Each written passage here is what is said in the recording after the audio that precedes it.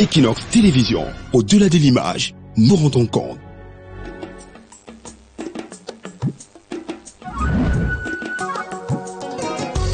Voting is a civic duty.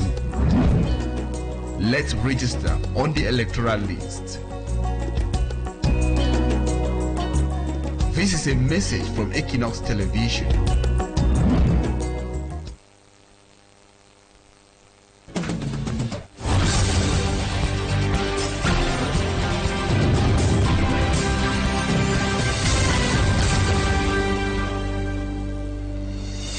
6 p.m. in Monatele, that is in the Leke Division, Central Region of Cameroon. Good evening, ladies and gentlemen.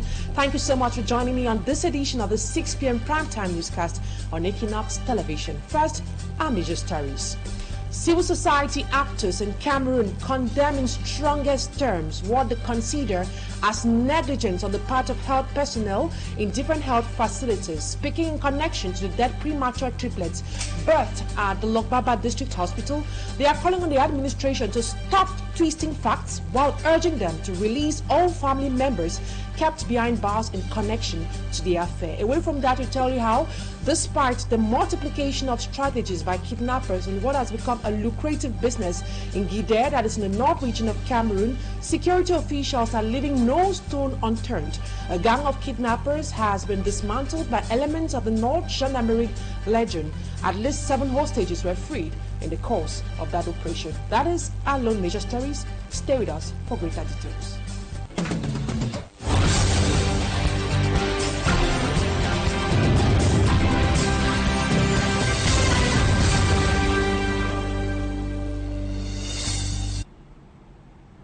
Thank you so much for choosing Equinoxe Television for presentation. I am Immaculate Fogwe. Civil society actors have condemned the continuous detention of some family members of triplets who died after delivery at the Lokbaba District Hospital. They say their continuous detention raises suspicion among the general public, worsening the already tense relationship between the family and hospital facility.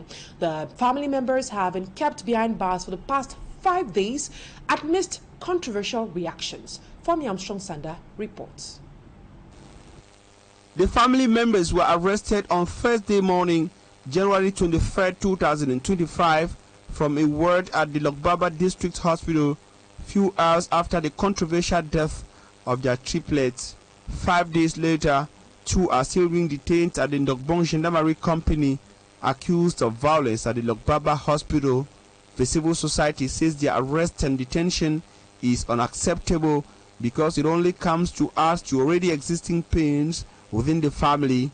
We need to understand is because there was so much tense or compromise because of the situation. You can't just come and arrest someone just because you just choose to arrest someone because he came and caused this. That is not how we live in the society. When we are fighting to fix the society or the country, we should not instead spoil it. Then where are we heading to? Même vous-même en tant que journaliste, lorsque vous vous retrouvez parfois dans un conflit, la première solution que vous trouvez, c'est d'agir.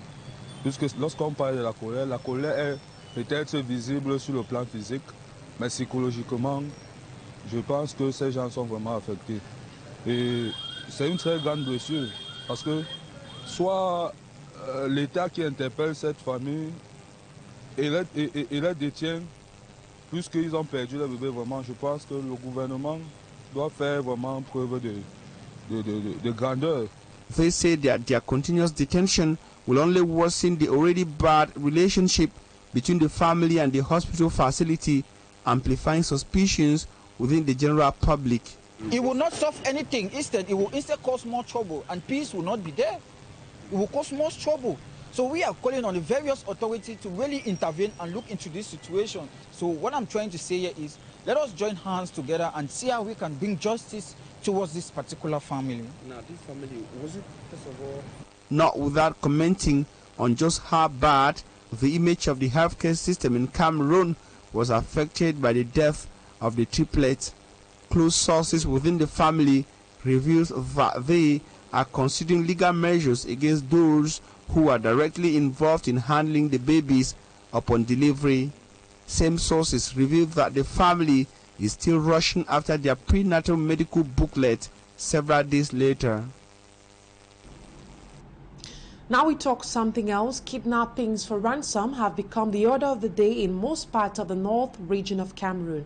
Fighting this rising phenomenon has been the objective of an operation led by the commander of the North Gendarmerie Legion.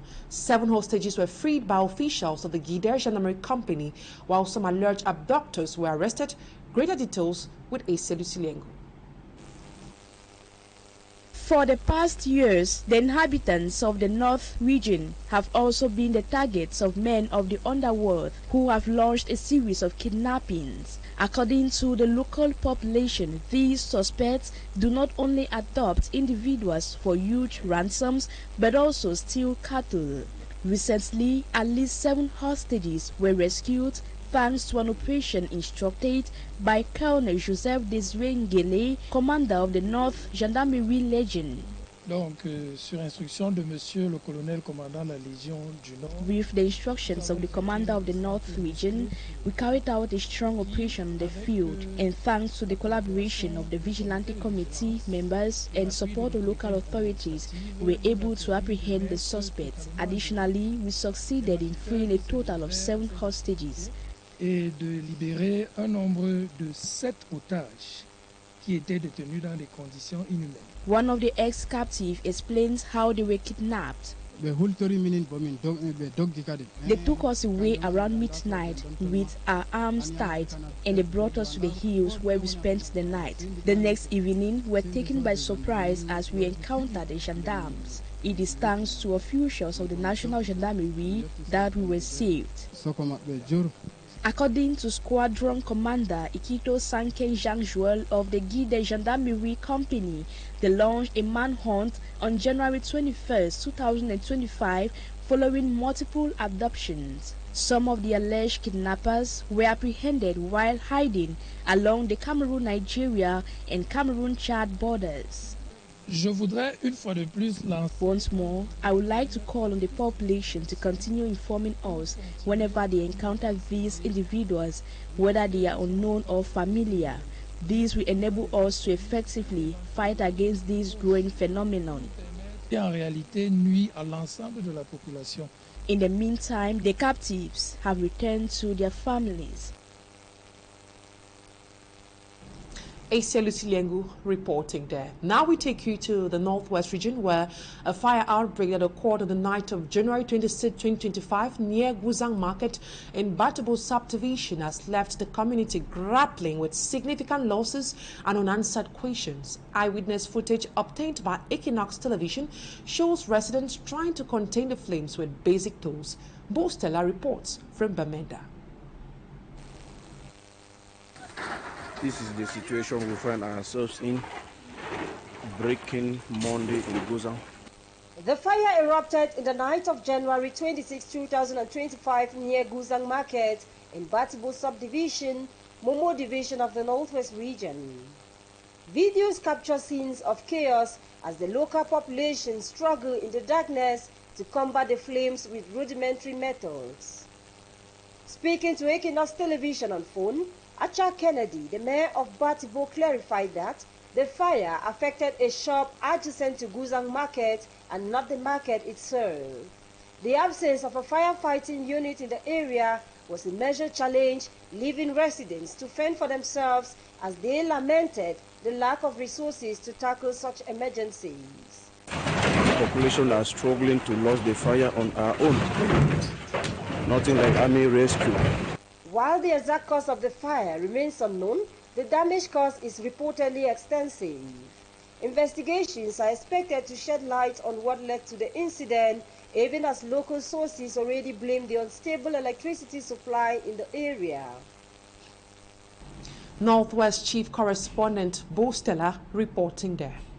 Many observers and analysts agree on the point that, regardless of the angle of perceptions of political maneuvers ahead of the presidential election, it's not time for division, but time to unite for change. Political analyst Dr. Nick Nguyen says there are not only 3 options before Cameroonians who are expected to make the right choice for the much-needed change in the governance mechanism of the country. Let's take a listen to him in this excerpt. As far as this country is concerned, the political changes in this country, as far as the changes are concerned, I have said that there are only three possibilities. One, that we have President Paul Biya and the CPDM as it is now, with the current ministers and so on going in for elections. That's option one, which has been rejected by the nation and the youths. There's option two, where a good opposition, could come on board and take the power and solve the problems of the nation. That is, if they know how to solve problems. But we have observed over time that they make a lot of noise, they propagate hate speech, and they hate each other, and they don't pay attention to solving problems, and they don't really tell Cameroonians how they are going to solve problems. So you can see that though they make a lot of noise, they don't have anything to offer. It's so unfortunate, and Cabral is a good example. He's already telling me that he's a good CPDM. And then when you look between SDF and MRC, they just keep throwing rotten eggs at each other and not concentrating on the job to be done. And even if you give them the job, they don't have entrepreneurial skills, economic skills, developmental skills, and educational skills to be able to solve our problems. They concentrate more on hate politics. Then there is the third option, which is having President Paul Biya as the candidate and for the CPDM and the nation, and then changing something in the current status, current status, which people don't like. When we are talking about a change of system, it is the ministers and those directors and so on who have been doing things in a way that the public has not liked. They have nothing to show. They have held us back as far as development is concerned, as far as creating an enabling environment for students to have jobs is concerned. So if we take out that component and replace that with a transitional government made of entrepreneurs and technocrats who know what they are doing, who work with the kind of Trump spirit, then you will see the Cameroon will become great again. And that's what is going to happen. That's the third option. And that's what the progressive CPDM has been preaching all along. What are we saying? President Paul Biya will be the presidential candidate for the upcoming elections. When he will win, he will just say, Grandpa, sit there, we'll do the job for you. And then this government will go out as hunting dogs and do the job and get Cameroon right again in 5 years. Dr. Nick Guayam speaking on the microphone of Babila Jonathan. Now to something else. The 50 kilograms of rice auctioned to Cameroonians by the government at a sum of 15,000 francs CFA has been labeled by consumer defenders and civil society actors as a rice of poor quality and the fact that it is toxic. Supporters of the ruling regime debunk the opinions of these civil society actors while calling on Cameroonians to rather go purchase this rice. And they was reacting on the program Equinoxe on Equinoxe television. Innocent Aze tells us more. Promotional sale of rice in cities of the Republic by the government for weeks now has sent Cameroonians on a mad rush to afford the auctioned rice at the time households are unable to afford even 2 squares of meal per day. Considered as manna falling from heaven, its quality is doubted and could be risky to the health if of poor quality. La norme CODES. Defender of consumers' rights, Alphonse Ayisi Abena, says the rice auctioned is not in conformity with the required standards and does not even belong in any of the tolerated qualities deemed consumable by humans. He adds, what is sold cheap to Cameroonians is meant to feed animals. Ces riz seront destinés à la consommation animale, au bétail. Valère Bessala, a political actor, his Hada, stating this 50-kilogram bag of rice sold at 15,000 francs to Cameroonians is not safe for human consumption, but for animals. He adds, good rice is consumed by government officials, asking where the Oka rice went to, as the population have never set eyes on the rice. He furthered on a television set that what is bad is thrown to the population. On his part, Serge Mpele Onana of the CPDM party condemns these opinions of consumer protectors and civil society actors. He says the government cannot poison its own people. C'est très grave. Such claims are terrible. The Ministry of Trade has the mission to protect consumers and to taste quality in the market and decide what should be consumed and what should not be consumed. So, how can the Ministry of Trade go ahead to sell and encourage the consumption of a toxic commodity? De l'empoisonnement de ces consommateurs. The rise on promotional sale by the Ministry of Trade continues with the population caught in a difficult economic situation, having no other choice than consume what is offered to them in their battle for survival. And out of Cameroon, thousands of people are fleeing camps on the outskirts of Goma in the Democratic Republic of Congo as fighting intensifies between Rwanda-backed rebels and government forces. The M23 rebel group has made significant territorial gains, closing in on the key eastern city. Details with Siri Chakutu. Eyewitnesses in the Eastern Democratic Republic of Congo say the Rwandan-backed M23 rebels marched into the city of Goma on Monday morning. The militant group claimed in a statement that it had seized the key provincial capital. According to the eyewitnesses, while things were tense, the situation remained unclear despite videos by locals showing rebels in some neighborhoods. Violent clashes were reportedly taking place in the town in the morning, making travel for those trying to escape the fighting very dangerous. There were also reports of gunfire near the airport and along the border with Rwanda. It is being reported that an urgent meeting of the regional East African Community Bloc will place in the next 48 hours in a bid to bring an end to the fighting. People in Goma had been trying to cross their relative safety in Rwanda, but European sources said the border between the two countries has been closed. The foreign minister of the Democratic Republic of Congo warned on Sunday that an attack of unprecedented intensity is unfolding in full view of the world as rebel forces and allied Rwandan forces pushed into the outskirts of Goma. Therese Kayi Kwamba Wanya spoke at an emergency session of the United Nations Security Council. The Rwandan-backed M23 rebel group has made significant territorial gains along the border with Rwanda in recent weeks, closing in on Goma, the provincial capital of about 2 million people and a regional hub for security and humanitarian efforts. At the United Nations Security Council, Rwanda's UN ambassador Ernest Ramukyo blamed the Congolese government, saying that over the past 3 decades, instability, attacks, infiltrations, shelling, and loss of life due to the activities of the armed group on Rwanda territory have come singularly from across the border from the Democratic Republic of Congo. Now to our sports page. The countdown to the 2025 Total Energies Africa Cup of Nations AFCON has officially begun, with Morocco preparing to host the continent's premier football tournament for the second time in history. With the qualification rounds concluded and the 24 participating teams confirmed, fans can now look forward to the 35th edition of the iconic competition. Our sportsman Magic and Gabriel gives us a tips of the iceberg as far as this competition is concerned. 36 years after Morocco hosted their last Africa Cup of Nations, that saw Cameroon picking up the trophy in an 8-team competition. 2025 will be another year for Morocco to welcome Africa, this time around with 24 teams present, thus having a greater logistical challenge as the host nation. Morocco successfully hosted the 2018 African Nations Championship (CHAN). Their triumph in this tournament showed both their on-field prowess and their capacity to host major events. They have also staged the 2022 Women's Africa Cup of Nations, which saw record-breaking attendance. In 2023, Morocco hosted the FIFA Club World Cup, further cementing its reputation as a reliable venue for international football competitions. The nation's successful bid to host the 2020 FIFA World Cup, jointly with Spain and Portugal, further underlines these ambitions,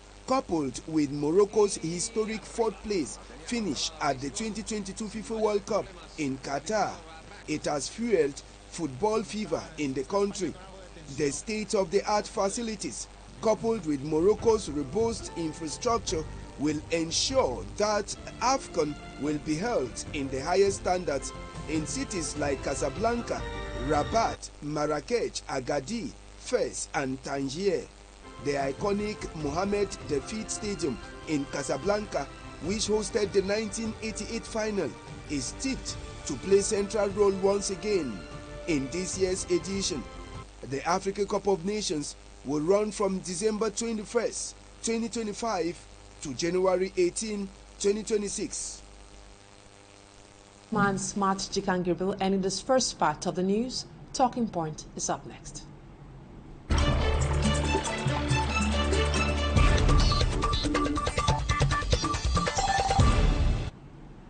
My guest tonight is called Bergeline DOMOU. She is a civil society actor and equally doubles as a politician. Good evening. It's a pleasure to have you Talking Point tonight. Hello. Good evening. Thank you for inviting me on this program. And it's a pleasure to always discuss about Cameroon issue. And Cameroon have lots of issues. Another scandal recorded in Cameroon. Premature triplets born at the Lokbaba District Hospital right here in the city of Douala are transported in cart boxes, popularly known in Cameroon as cartons, to the Lakentini Hospital, where they finally gave up the ghost. What came to your mind after the story went viral on social media? First of all, allow me to extend my condolence to the family. We have seen how they lost 3 babies, and it is sad for Cameroon. We Cameroonians to see that in 2025 we use cartoon to carry newborn baby from one hospital to another one. You use the word scandal, but I think it's no longer a scandal. It's something that is current. It's something that is current. Don't forget about the case of Kumatikel at Lakentini in 2018. It was horrible. We were all horrified. But here we are in 2025 with hospitals that are unable to take care of a woman who is going to give birth in a dangerous situation, in a bad situation.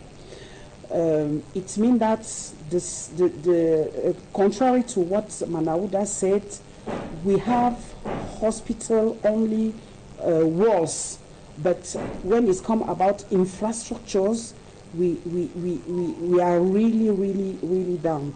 And this is how many Cameroonians now are afraid of hospital, really afraid of hospital, because when we go in with a wound on your finger, then you will be carried next day by your coffin. So talking about what comes to my mind, what comes to my mind is clear. We have to get rid of all these people, all the system, all the government men. They fail in everything. They fail concerning the health. They fail concerning the education. We don't have water. We don't have jobs. We have nothing. And above all, we have to die for nothing. I think it is clear that they fail. We no longer want to die, so we must stand and put them aside. Now, Bergeline, during an interview, or let's say an exclusive interview on Equinoxe Radio, precisely on the program On Refait le Cameroun, the director of the Lokbaba District Hospital said the hospital has 3 incubators, but he never gave any explanation on why the triplets were not transported in incubators. Many Cameroonians are asking or are questioning, where were the incubators at the time of the incident?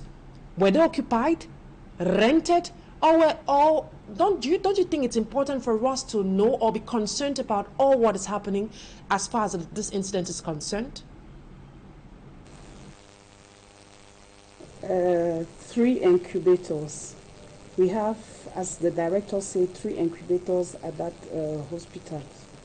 And what we've seen is cartoons. It was inside cartoon that the newborns were transported from Lokbaba to Lakentini. Maybe it's what he's calling, the director is calling incubator. No, we did not see the incubator. We did not show the incubator. It's clear that, and when you read the communique issued by the hospital, the director of the Lokbaba Hospital, it's clear that the man is not longer a medical doctor.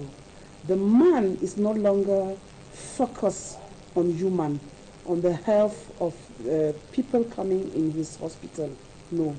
He's now a director, and his career is what he focus on. And you cannot have such situation. You stand, instead of complaining that we don't have enough infrastructure, we are facing a lot of difficulties. Instead of claiming it to your administration to furnish the hospital, you are saying rubbish, because I call all the saying rubbish, and when it is about people's life. So he more interested about his career, on what I can say concerning what he say on at Equinoxe, and when you read the communique. The Minister of Public Health, Manauda Malachi, hasn't said a word in connection to this incident. Should Cameroonians be worried about his silence?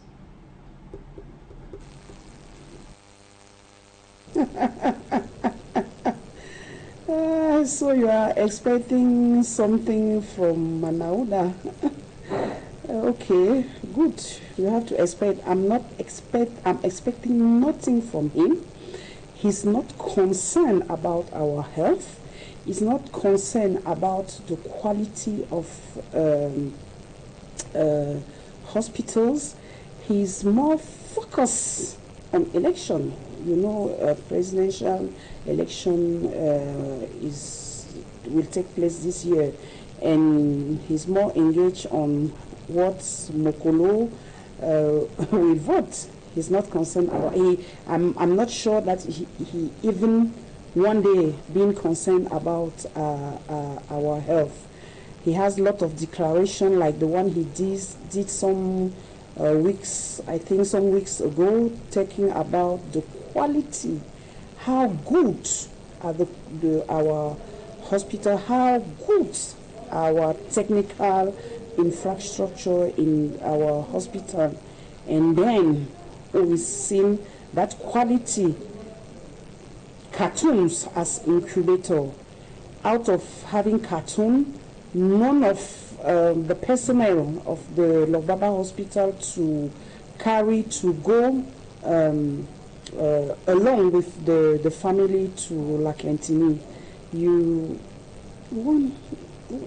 What do you want me to say? I beg. He's preparing election. Yes, he's preparing election. According to our sources, the couple spent a day behind bars. They were accused of sparking tension at the hospital premises. Though they have been released, other family members who were at the hospital premises with them are still behind bars. What could be the aim of such an arrest? Can we term such as intimidation? Family still in detention. It's nothing else. It's intimidation. Just intimidation.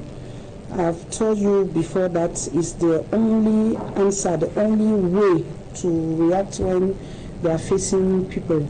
So they're keeping the member of the family so that the parents of the children cannot make the things go viral. They cannot sue the director or the hospital and everything. So they have to keep quiet. It's just intimidation, and it is how they act. And to stop this, we have to change the system. This is why I'm claiming things. We have to change the system, not people, the whole system. And to change the system, we have to remove all those who are in position now and go to political transition, during which we must reform, we must rebuild from its foundation our country. This is why we are working, and I'm standing for political transition, for me to have my country back. So it is only our action that we avoid such things, such intimidation, killings, and everything. And it must be our decision. We must stand, and we know that when people stand, things happen. So Cameroonians must stand and let things happen, so to take Cameroon back from evil's hands. Thank you, Bergeline, for accepting my invitation and talking point tonight. Don't mention, thank you for the invitation and the job you people are doing here. And we are always available when it's about Cameroon. And I will not leave here without reminding Cameroonians that their action will give them the Cameroon that they want. It is only the action that will make the Cameroon that they want. So they have to act, and I'm calling them to stand. Thank you, and talk to you until the next. That's it for today's edition of the 6 p.m. primetime newscast on Equinoxe Television. Thank you, dear viewers, for your keen attention. Stay in the company of more interesting programs. Coming up next is the program Equinoxe Soir with Serge Alain Otto and his guest. From us to you over there, have a wonderful evening. Bye-bye for now.